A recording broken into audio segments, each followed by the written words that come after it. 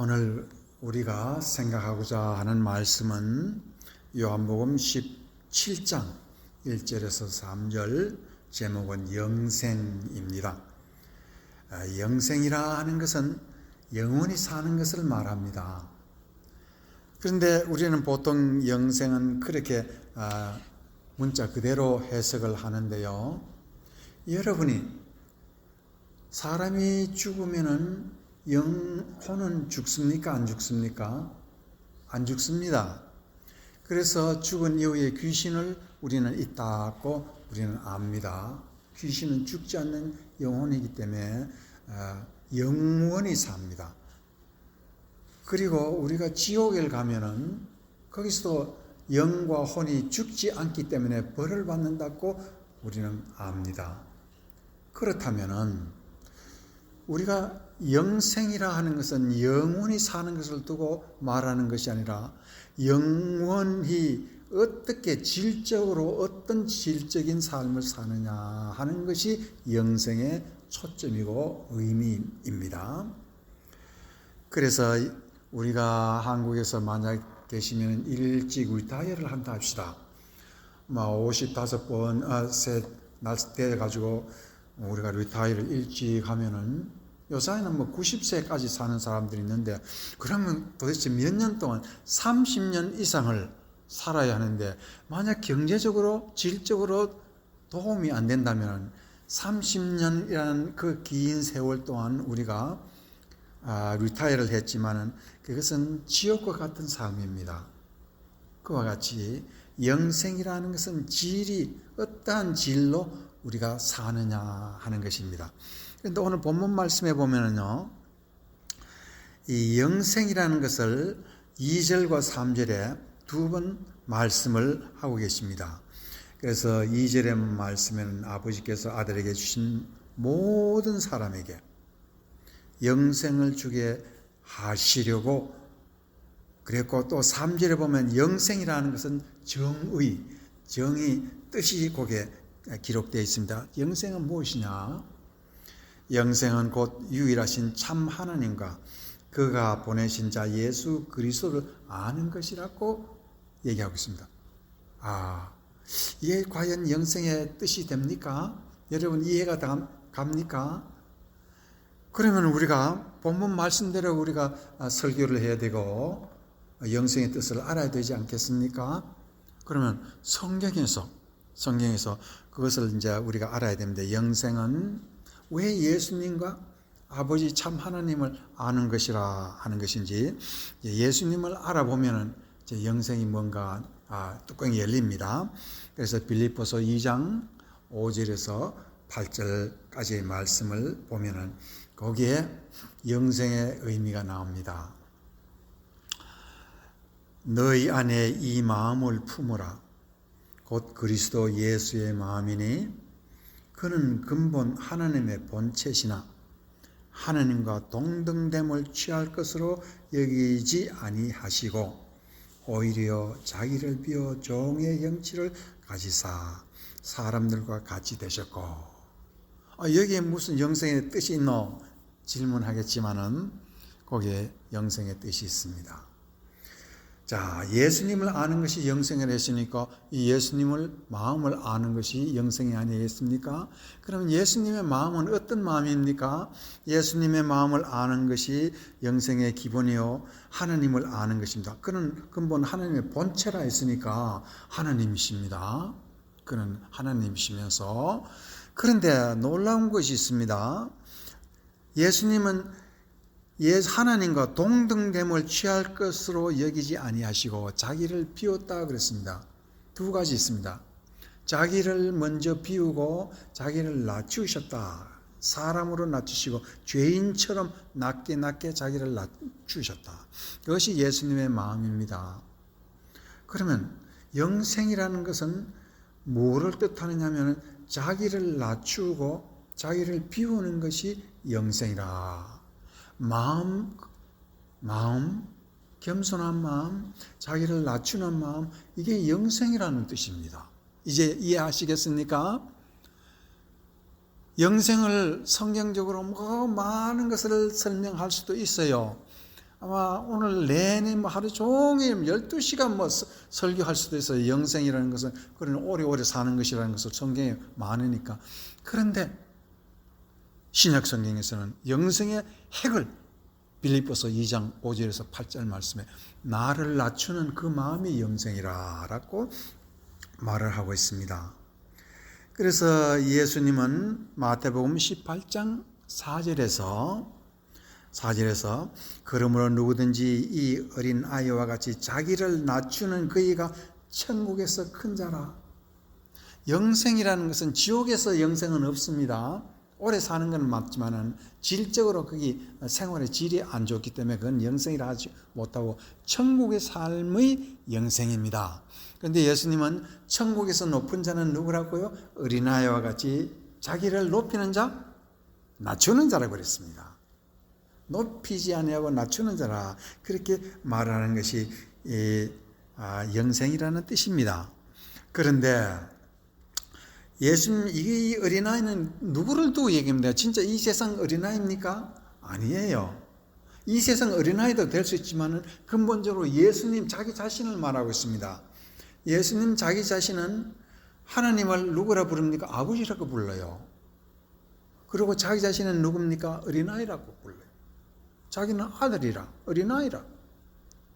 그러면은 이 본문 마태복음 18장 4절은 예수님이 어린아이를 통해서 자기 자신은 누구냐? 하나님 앞에서 자기는 어린아이라는 뜻입니다. 그만큼 예수님은 하나님 앞에 자기 자신을 낮추셨습니다. 어린아이처럼 낮추셨습니다. 예수님이 아버지 하나님을 위해서 십자가에 올라갈 때까지 하나님의 말씀을 어린아이처럼 그렇게 순진하게 다 받아들였습니다. 그걸 다 이루으셨습니다. 그래서 이 어린아이라 하는 것은 바로 예수님은 자기가 선생이지만은 제자와 같이 낮추는 사람이 되었고 자기는 왕이지만 이 세상의 왕이지만 종으로 이 땅에 사셨습니다. 자기를 늘 낮추는 그런 삶을 사시고 우리에게 이 낮추는 이 마음이 바로 영생이라는 것을 우리에게 가르쳐 주시고 오늘 본문 말씀에 2절 3절 요한복음 17장 2절 3절은 놀랍고 놀라운 말씀. 이거는 뭐 가슴이 쿵쿵 뛰는 그런 말씀입니다. 영생이라는 건 예수를 아는 마음이라는 것입니다. 참 놀라운 말씀입니다. 그래서 우리는 예수 믿으면 영생을 얻는다 그러니까 교회에 와서 영생 그러는데 영생의 진정한 뜻이라는 것은 바로 이 낮아지는 마음이라는 건 우리는 잘 깨닫지 못하고 살 때가 많습니다. 그런데요, 이와 같이 이 영생을 구약성경에서 가르치는 데가 있어야죠. 구약성경에서 읽어보면요, 여러분이 늘 읽어가면서도 깨닫지 못하는 구약성경에서 가장 핵심되는 부분이 누구 얘기입니까? 구약성경에서는 아브라함입니다. 아브라함 이야기에서 이 영생 얘기가 나오는데요. 너무 기가 막히는 말씀 그 속에 있어요. 이제 그 말씀을 우리가 들어가야겠죠. 창세기 13장 9절에서 12절 말씀. 여기에 영생 말씀이 있어요. 창세기 13장 9절에서 12절 말씀. 자, 여기에 이 말씀을 읽기 전에 13장에서는 어떤 앞에 절이 있느냐 하면은 아브라함이 그때까지 이름은 아브람입니다. 아브라함이 아니고 아브라함이 하나님 앞에 가나안 땅으로 가라 하니까 가나안 땅에 갔더니 거기서 하나님이 복을 주셨는데요. 금과 은과 또 이 세상의 가축과 노비들이 너무 많았어요. 아브라함에게. 그와 동시에 자기의 조카 같이 온 조카도 하나님이 얼마나 복을 주셨는지요. 롯도 일하는 사람들이 그 밑에 많고 아브라함 그러니까 두 가족이 함께 살다 보면 늘 부딪혀요. 그래서 아브라함이 자기 롯에게 하는 말이 조카한테 자 이제 그러지 말고 우리가 각각 좋은 곳으로 가서 살자. 그러면서 이제 말하는 것이 9절부터 나타납니다. 네 앞에 온 땅이 있지 않느냐? 온 땅이 이거 전부 다 네 땅이다. 네 땅이다. 이 땅을 네가 다 가지라. 나를 떠나가라.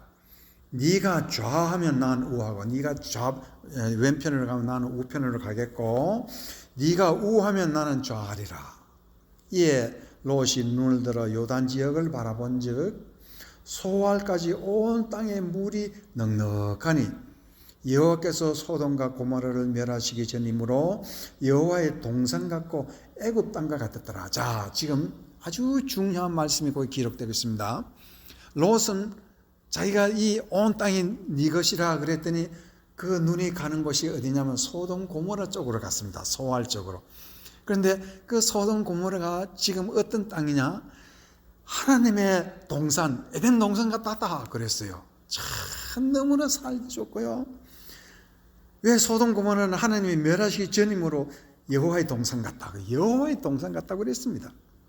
그리고 또 애굽 땅과 같다 그랬습니다. 애굽 땅이 얼마나 좀 살기 좋은 곳인지. 뭐 우리는 지금 몰라요. 애굽에는 뭐 사막이니까 지금은 우리가 모르지만은 아브라함 시절에는요, 야곱 시절에는 그 애굽 땅이 엄청난 그런 아름다운 땅이었다. 그런 뜻입니다. 그러므로 롯이 요단 온 지역을 택하고 동으로 옮기니 그들이 서로 떠난지라. 아브라함은 가나안 땅에 거주하고 롯은 그 지역의 도시들을 머무르며 그 장막을 옮겨 소돔까지 이르렀더라. 자, 여기에 한 가지 아주 중요한 것을 하나님께서는 이 창세기 롯과 아브라함의 마음을 여기에 기록하고 있습니다. 글 자체는 보면은 거기에 안 나타나죠. 지금 롯은 자기 삼촌 아브라함이 네가 좋은 곳 먼저 택해라 했더니 자기 눈에 좋은 곳 소돔과 고모라 땅을 자기가 택했습니다. 그리고 남은 나머지 가나안 땅 이거 삼촌 하십시오. 여러분, 여기서 한 가지 사람 마음이 나타나지 않습니까? 만약에 삼촌 아브라함이 조카 롯을 여기까지 데려와서 복을 받았으면은 자기가 아버지처럼 자기를 길러주신 그 아버지 삼촌 같은 그 삼촌을 좋은 곳을 누구한테 드려야 되겠습니까? 누구한테 드리요? 아버지 같은 삼촌한테 드려야지. 삼촌 지금까지 날 기르시고 도우신다고 수고하셨습니다. 나는 이리 좋은 땅 필요 없어요. 이 좋은 땅은 삼촌, 아버지 같은 삼촌께서 받으십시오. 나는 저쪽 땅, 저 구석 땅 저기를 가겠습니다. 하는 것이 조카의 마음 아니겠습니까? 그런데 롯은 어떻겠습니까? 좋은 것 내가 묻고 나쁜 것 삼촌 해라.